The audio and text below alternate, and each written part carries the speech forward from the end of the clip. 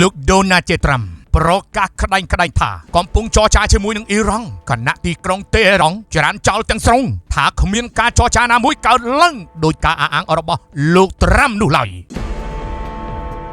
សង្គ្រាមពាក្យសម្ដីរវាងសហរដ្ឋអាមេរិកនិងអ៊ីរ៉ង់កំពុងឡើងកម្ដៅជាថ្មីប្រធានាធិបតីអាមេរិកលោកដូណាល់ ត្រាំបានប្រកាសក្តែងថាការចរចាជាមួយនឹងអ៊ីរ៉ង់កំពុងដំណើរការហើយប្រមាថថានេះគឺជាឱកាសចុងក្រោយសម្រាប់ទីក្រុងតេហេរ៉ង់ក្នុងការទទួលយកកិច្ចព្រមព្រៀងបញ្ចប់សង្គ្រាមដែលអូសបន្លាយជាង5ខែហើយប៉ុន្តែភ្លាមនោះអ៊ីរ៉ង់បានចេញមុខបដិសេធទាំងស្រុងដោយបញ្ជាក់ថាមិនមានការចរចាឬផែនការចរចាណាមួយជាមួយនឹងអាមេរិកនោះឡើយការអះអាងផ្ទុយគ្នារវាងភាគីទាំងពីរបានធ្វើឲ្យក្តីសង្ឃឹមលើដំណោះស្រាយការទូតកាន់តែស្រពិចស្រពិលខណៈភាពតានតឹងនៅតំបន់បច្ចិមបូព៌ានៅតែបន្តកើនឡើង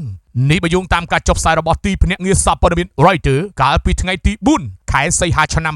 2026នេះលោកដូណាល់ ត្រាំបានប្រាប់អ្នកសារព័ត៌មាននៅសេតវិមានថាភាគីទាំងពីរកំពុងចរចាតាមសំណើរបស់អ៊ីរ៉ង់និងប្រទេសមួយចំនួនក្នុងតំបន់ឈូកសមុទ្រប៉ែកដូចជាអារ៉ាប៊ីសាអូឌីតអេម៉ារ៉ាតអារ៉ាប់រួម UAE និងប្រទេសកាតាជាដើមលោកថែមទាំងបានប្រមានថាអ៊ីរ៉ង់គួរតែចុះហត្ថលេខាលើកិច្ចព្រមព្រៀងដ៏ល្អមួយនេះព្រោះនេះអាចជាឱកាសចុងក្រោយហើយប៉ុន្តែក្រសួងការបរទេសអ៊ីរ៉ង់បានបដិសេធភ្លាមផងដែរដោយបញ្ជាក់យ៉ាងច្បាស់ក្រឡែតថាគ្មានការចរចាគ្មានកិច្ចប្រជុំនិងគ្មានផែនការបញ្ចូលអ្នកចរចាទៅក្រៅប្រទេសនោះទេអ៊ីរ៉ង់ក៏អះអាងថាការចរចាតែមួយគត់ដែលកំពុងធ្វើឡើងគឺជាមួយតែប្រទេសអ៊ូម៉ង់ប៉ុណ្ណោះពាក់ព័ន្ធនឹងការគ្រប់គ្រងច្រកសមុទ្រ Hormuz ការអះអាងផ្ទុយគ្នានេះបានកើតឡើងបន្ទាប់ពីលោកដូណាល់ ត្រាំលុបចោលផែនការវាយប្រហារដ៏ធំលើអ៊ីរ៉ង់ដែលលោកបានប្រកាសកាលពីចុងសប្តាហ៍ដោយលើកហេតុផលថាចង់ទុកឱកាសឲ្យការចរចាការទូតក្រុមអ្នកវិភាគមើលឃើញថា